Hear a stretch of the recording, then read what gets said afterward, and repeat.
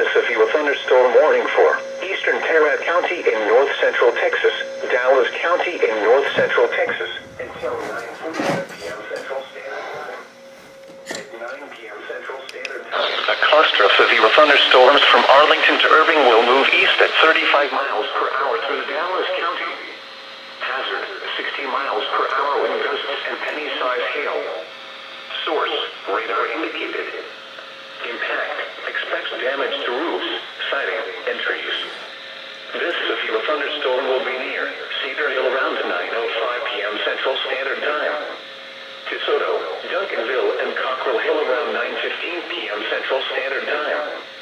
Lancaster around 9:25 p.m. Central Standard Time. Hutchins around 9:35 p.m. Central Standard Time. For your protection, get inside a sturdy structure and stay away from windows. A tornado watch remains in effect until midnight Central Standard Time for north central Texas.